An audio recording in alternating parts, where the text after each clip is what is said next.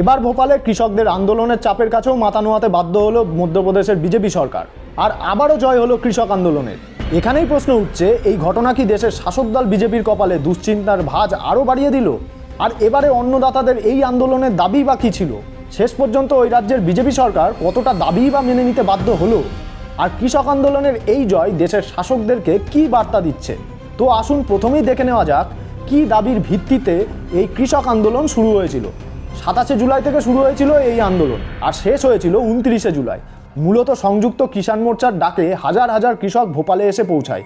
সেখানে police barricade দিয়ে আটকে দিলেও বিক্ষুব্ধ কৃষকরা ওই ব্যারিকেড ভেঙে ওই রাজ্যের মুখ্যমন্ত্রী মোহন যাদবের বাসভবনের সামনে সাবারকার ব্রিজের কাছে অস্থায়ী আস্তানা গেড়ে তারা বসে পড়েন। আর তাদের পাশে এসে দাঁড়ায় সমাজের তরুণ প্রজন্ম। ব্যাস, চাপে পড়ে যায় ওই রাজ্যের বিজেপি সরকার।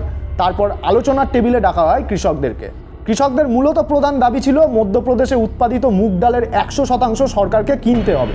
এতদিন পর্যন্ত মাত্র 25% ফসল কিনত সরকার।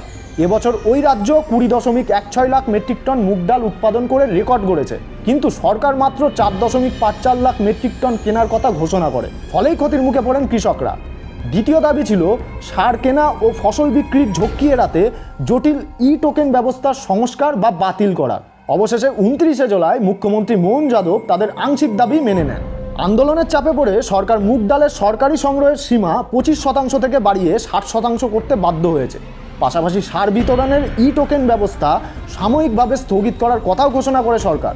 এখন প্রশ্ন হচ্ছে, মধ্যপ্রদেশে কৃষক আন্দোলনের এই বিজয় দেশের শাসককুলকে কী বার্তা দিচ্ছে? 2020-21 সালে প্রায় 1 বছর ধরে চলা দিল্লির কৃষক আন্দোলনের চাপে পড়ে কেন্দ্রের বিজেপি সরকার 3টি কৃষি আইনকে বাতিল করতে বাধ্য হয়েছিল। আর এবার নিট প্রশ্ন ফাঁস ও শিক্ষা দুর্নীতির বিরুদ্ধে দিল্লির যন্তর মন্তর থেকে শুরু হওয়া ছাত্র আন্দোলন সারা দেশে ছড়িয়ে পড়লে কেন্দ্রের বিজেপি সরকার সেখানেও মাথা নোয়াতে বাধ্য হয় এবং ছাত্রদের দাবি মেনে নিয়ে শিক্ষামন্ত্রী ধর্মেন্দ্র প্রধান তার দায় স্বীকার করে পদত্যাগ করতেও বাধ্য হন। আর এই ঘটনার কয়েকদিনের মধ্যেই ভোপালের কৃষক আন্দোলনের কাছেও মাথা নোয়াতে বাধ্য হলো মধ্যপ্রদেশের বিজেপি সরকারকে। এই ঘটনাক্রম কেন্দ্র ও রাজ্যগুলোর বিজেপি সরকারের রক্তচাপ বাড়িয়ে দিচ্ছে বলে মনে করছেন একদল রাজনৈতিক বিশ্লেষক। আর এখানেই শেষ নয়, দেশে একদিকে ছাত্র যুব ও অন্যদিকে কৃষক সমাজের মধ্যে যে আন্দোলনের শক্তি দ্রুত উত্থান ঘটছে, তাতে দুই শক্তি এবার মিলিতভাবে একটি বড় রাজনৈতিক মঞ্চ গড়ার পরিকল্পনা করছে। রাজনৈতিক বিশ্লেষকদের একাংশ মনে করছেন এই ঘটনা কিন্তু কেন্দ্রের বিজেপি সরকারকে আরও চাপে ফেলে দিয়েছে।